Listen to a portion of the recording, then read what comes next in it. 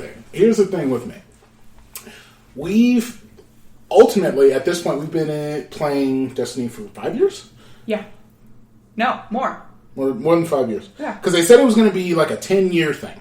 Hopefully longer, fingers crossed. There's plenty of lore, plenty of comics. Maybe there'll be a movie at some point. But for right now, the choice that was made between... Hello. The choice that was made between the Vanguard and Drifter. Drifter said, why are we here? Why do we keep getting brought back? Right. What is the point what's of the having... purpose? He's like, what's the purpose behind the light? And a lot of that also goes into, what I was talking about in the previous episodes with Drifter in Eden, having all of these different lives, basically having to survive, at the same time trying to look out for these particular people that he's trying to worry about, when he realizes that it's really all about him. And as we get further and deeper into his lore and his stories, there's going to be a lot more that comes to light of that. But I think his connection, as well as you kind of get a taste of it inside of Gambit to the darkness, it becomes a really interesting point and a really interesting fact, because we'll now get to see and hopefully use some of those powers of darkness probably in D3. I don't think that there will be a huge change or feature add for at least this iteration of Destiny. Maybe they will. I don't know. Who knows? We got some time. But for right now, I think it just comes down to we're learning about this. We're learning about this stuff currently. We're trying to get as much information as possible. And as soon as we do, as soon as we have the capabilities to either use the darkness, kind of like what we were using inside of Gambit, is that also going to be used for other modes as well? What applications do we have from that versus, like the 3 subclasses that we currently have inside of Destiny for Arc, Void, and Solar? What's that going to translate to in the game versus just being like, oh, now instead of, doing this PvE world, maybe it's going to be a PvPe world. That's what I think is going to happen. At that point, can I start to gank party members? Can I start to... Can I start to is it going to be like the MMO red that I really blue? Want? Yeah, is it going to be the red versus blue? Do we have an opportunity to go through and just be like, wow, you know what I really need to do? I need to rage, and I need to raid like right now. So then you maybe use the darkness, get into somebody else's game. Like you're being invaded, right? And you just kind of dig with them a little bit. And then he was like, and then I don't know what it means, right? And I think that the fact that choice was made, the fact that they had that little piece in there, that they was like, hey, you're playing Gambit, and this was introduced back in the season of the Drifter, and having that little choice being made, are you going to be able to be, seen either with the Drifter or against the Drifter? What does that choice mean? And I think that's what I've been thinking about, and how these subsequent seasons are starting and where they're going. And once we have the answer, once we actually know what's going to be going on, it's going to be really interesting, because if it goes the way that I think it's going to go, then there's going to be a lot more interest in the fact that you can have an MMORPG shooter where you can go and invade people's games and, cause discord. Right. But then also, for what reason at the end of the day? It's like Red Dead Redemption. It's just like, you can have the choice to be this good player, just following the rules, doing what the tower tells you, or maybe or ulterior motives. Exactly. Like, oh, I see you're farming for this specific item. Yes. If I kill you, maybe I get that specific item.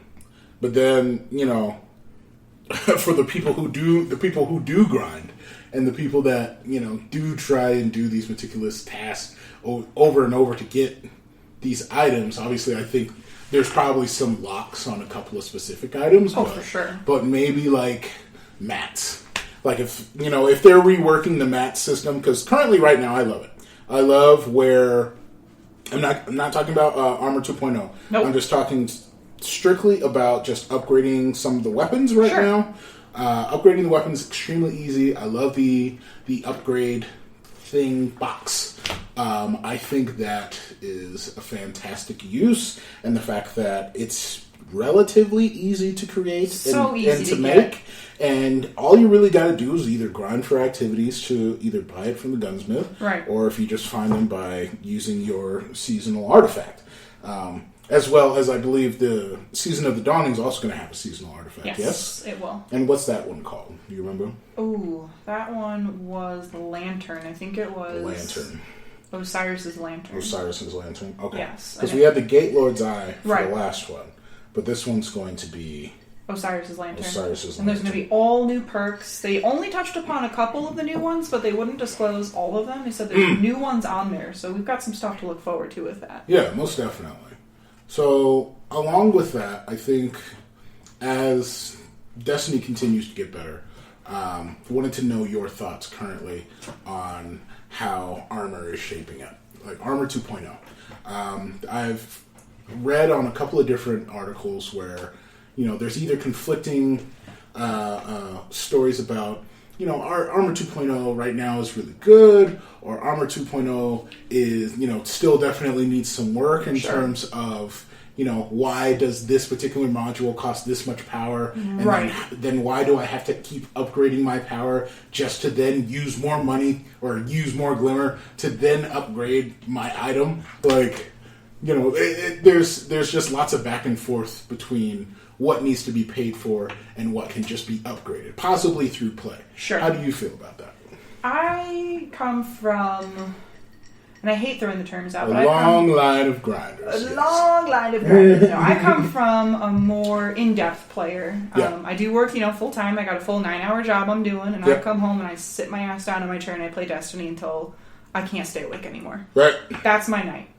So for me, grinding out Glimmer, grinding out modules, grinding out anything, no problem. Like, I love Armor 2.0. I love that I can, let's say, do the Forge. Mm-hmm. And keep running the Forge over and over and over again to get that perfect chest plate to drop for me that has the stats that I want on it. Right. To then fully upgrade it. I've got no problem doing that. Mm-hmm. But a more casual player who maybe only has 2 or 3 hours to play, you're not going to be able to do that. True. And you get kind of you get seriously shafted because you can have armor drop that has like 54 points already into it, and you get to add another 12 points into that. That's going to put you over 960 like no problem. Yep. But then people that don't have the time to grind that all out, you're never gonna be able to fully max out and fully masterwork your armor. No, I think it also comes down to, you know, a lot of the activities that are done as well. Because some activities you definitely level up faster. Oh, for sure. You know, Crucible adds quite a substantial boost to the amount of experience that you earn. Especially when you get a streak going. Yep, Gambit's really interesting for Glimmer, and I feel like Menagerie is a good mixture of the two. So I think with some of the activities, I think people really either need to do the research into what what could possibly drop for them, what is useful for them, right? And possibly something for Bungie to even think about would be, you know, considering for whatever type of activity, maybe there's like a little addendum that says, hey, use like this particular place is good for, you know, arc and helmet type stuff. Sure. And this particular thing is good for, you know, bonds and solars or whatever. But if they just had just something small, it doesn't even need to be huge, because then you could have the rotations as well in there, because they could just have some guide so you know what you're farming for. But I think it also comes down to the activities themselves, just because you'll see lots of people, especially for the activities that came out with Season of Menagerie, Drifter, and the one before that. Whichever one. was before that. The Black Armory. And those ones in particular, I felt like for me personally, and you can disagree on this point, forges it ran a little bit flat for me. Oh, super. It was definitely cool just to get to the forge and be able to, do everything that you need to do to get the perfect item. Great, cool. And then you get the item, but then it's continually a grind where you then have to throw, the orbs into the thing to get it to release all the stuff. To open up, to then kill the boss, exactly. and then drop. And then, the Drifter one as well. That one had the challenge at the 9, where it was also extremely grindy and frankly pretty difficult for a lot of frankly for a lot of people to get the really great pieces of Gambit armor. You really needed to either have a solid group to run, especially tier 2s and tier 3s. Tier 3s, if you didn't have a solid group, like if you tried to pug as a solo, you couldn't do it. You couldn't do it. And I remember getting so frustrated with tier 2 just by itself. Yeah. And looking into it because, as you know, I'm usually a Titan, but I really want to try and start rolling some of my other characters. But specifically, some of my items for my Titan, I could not do anytime I was pugging. Right. Just because, any class that I would try and be, it just wasn't really effective. I couldn't really be Arc just because I needed to get back to the other place. I couldn't really be Void, right? Because if I'm blocking one side, the other side is being available, and either you've got Warlocks or Hunters using raid banners just to try and get more super, just because we're just getting rocked as soon as we get to 100%. I mean, those events, they were so geared for Warlocks and Hunters, though, because as a Hunter, I ran Shards of Galanor and I ran Blade Barrage. Yeah. The more I killed, the faster my super regenerated. Exactly. I literally had an unlimited supply of supers. Pretty much. And there was just no... There was nothing like that for a Titan. There's no cheese. There's no cheese for a Titan. It's a hard knock life, and it's okay. You had your Titan skating. I had we had our time. And hopefully our time is coming again, back with the turn of Saint 14. So, wow, these cats are extremely agile. And intrusive. And extremely intrusive, but that's okay. We love them anyway. But I also think that a lot of what makes Destiny really interesting and cool is that, you have this huge dichotomy of different players that do different things in, different activities. Right. And I think that right now, like, I even had a thought about it, like if they were to go, when we do get to D3, would they have an opportunity to either change or add something into the subclasses or create a new class all on its own? But at that point, I even thought like it wouldn't have the same effect, just because I feel like it would just be tacked on, because we've had 5+ years of just these 3 that people have gotten used to and accustomed to and learned how to play. People got their tattoos of their emblem. That's very true. So adding something into it would be, a little interesting, but I don't think necessary. That was discussed on one of the Destiny Discords that I'm in, is what do people think about multi-classing? So having the ability to have perks or abilities from 1 or 2 classes simultaneously. And unanimously everybody said no. No. Yeah. It was like a 95 to 5%. 5% people said that'd be so cool, like a true MMO. Like Dungeons and Dragons, you can multi-class, you can do that. But people like that takes away from the trio. Yeah. The golden trio. You're 1 Warlock, you're 1 Titan, you're 1 Hunter. And that's it. I think it's the individuals that, take on those personas to then go in, play the game that they've, been invested in, and then be able to do whatever task is being asked of them.